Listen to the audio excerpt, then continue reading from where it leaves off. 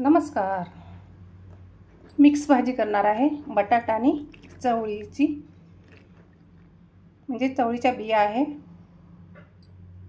एक बटाटा घेतला आणि चवळीच्या बिया घेतल्या मी. एक टमाटर आणि पत्तागोबी, कोथिंबीर आणि ओलं खोबरं, एक हिरवी मिरची, अद्रक, लसूण आणि कांदा न घालता मी ही भाजी करणार आहे. हे छान आहे ना, छान बारीक करून घ्यायचं खलबत्त्यामध्ये. इथे एक पॅन ठेवला. पॅनमध्ये 2 चम्मच तेल टाकत आहे.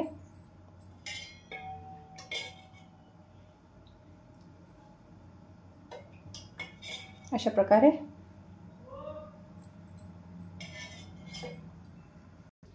छान तेल आहे ना आपलं छान गरम झालेलं आहे आणि राई जिऱ्याची फोडणी देत आहे मी. छान जिरा आहे ना आपला तडतड करत आहे, म्हणजे तडतडला टमाटा घालते.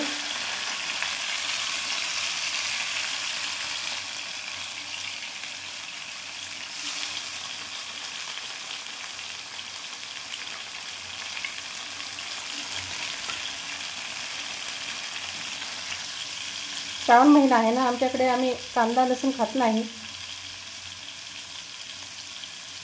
हळद घालून घेतली, लाल तिखट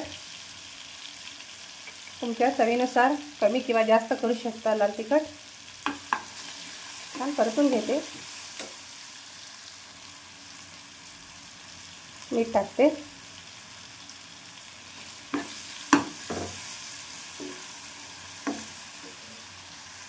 आपलं टमाटर छान शिजलेलं आहे आणि ते टाकून घेते मी.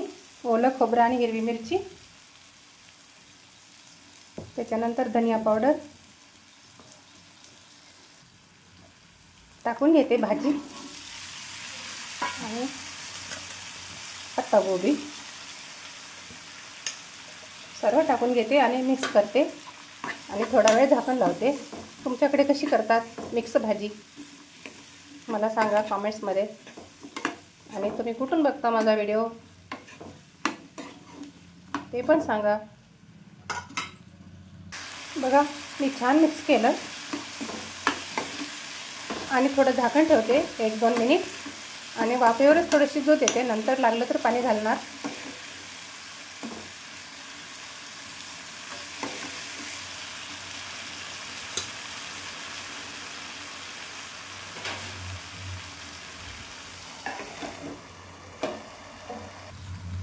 थोडं पाणी घालते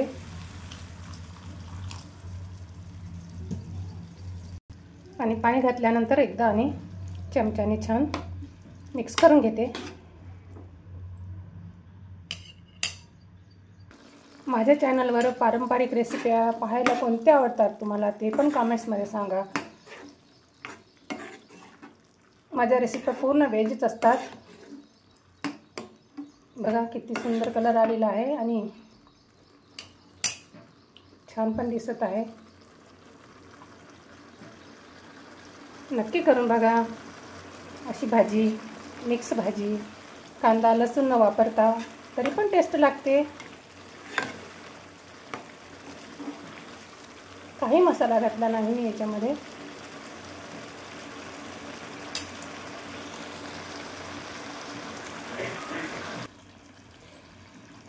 बघा किती छान झाली आहे भाजी. कलर पण छान आला. बघते शिजली का.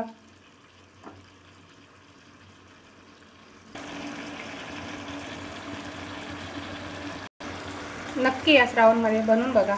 खूप छान असते पोळीसोबत किंवा भातासोबत. घरगुती साहित्यामध्ये आणि कमी वेळामध्ये मिक्स भाजी. लसूण कांदा न वापरता कोथिंबीर टाकून घेते.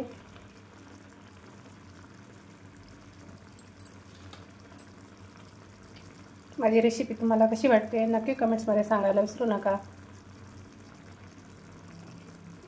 पुन्हा भेटूत आपण नेक्स्ट व्हिडिओमध्ये.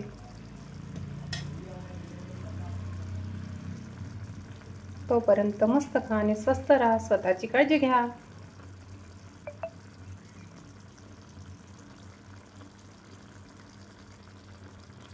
रेसिपी पाहिल्याबद्दल धन्यवाद.